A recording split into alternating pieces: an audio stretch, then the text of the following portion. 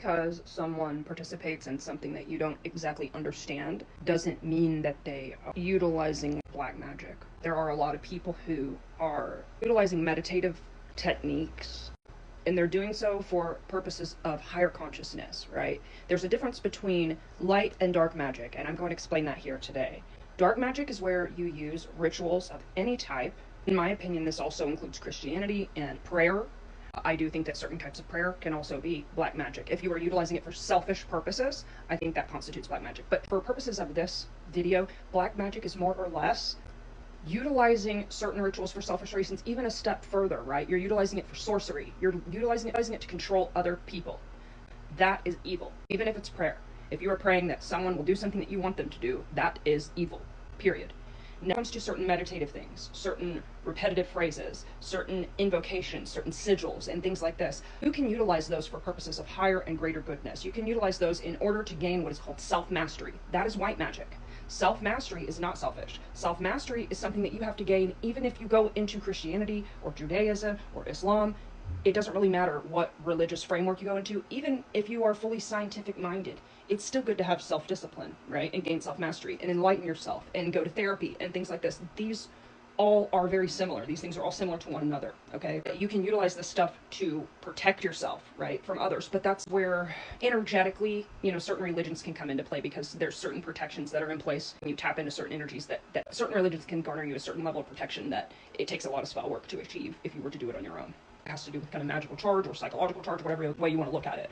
I wanted to say this and differentiate these because I have experienced myself a few times, and I've seen other people recently go through it where I feel like I needed to say something. Sometimes when you go through something, you don't end up standing up, but when you see someone else go through it, it's almost like then you want to stand up. And we should stand up for ourselves too. For whatever reason, as humans, it's just easier to stand up for someone else than it is for ourselves. But I have gone through it myself too.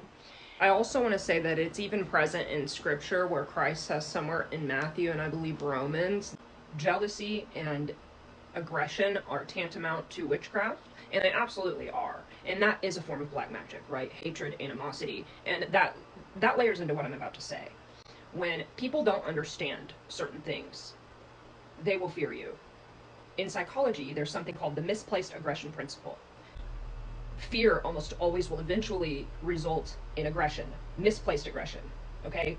That is a form of witchcraft. When someone secretly is fearful of you, they will build animosity towards you. That can be damaging towards you. You have to protect yourself of this. But the irony of it all is that a lot of times it will be people with the most pure intentions who just want to share something. They want to share meditative practice or sigil magic, or they want to share something that helps them gain self-mastery and that helps them protect themselves from those with bad intentions. And people who fear them, who fear that because they don't understand it, they will build fear against that person who's just trying to share something nice with them. And that person will secretly fear them and will secretly despise them. And that actually is witchcraft.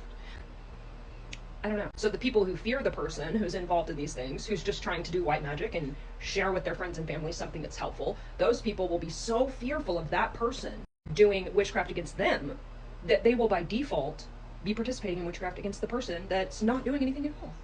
And it's kind of crazy. And sometimes they even end up doing real witchcraft against them because they're that fearful. They think they have to go tit for tat. They don't realize that the key to all of this is self-mastery. A person who has self-mastery has self-discipline. And a person with self-discipline does not function in a petty, fearful reality. They just don't. A person with actual self-mastery, which is what is required for you to level up within esotericism, you cannot level up without self-mastery. And someone who functions from fear, jealousy, or animosity, or retaliation even, that person is not advanced. They are not disciplined by default. So it's a beautiful system the way it works that way. But it's just sad to see people basically abused.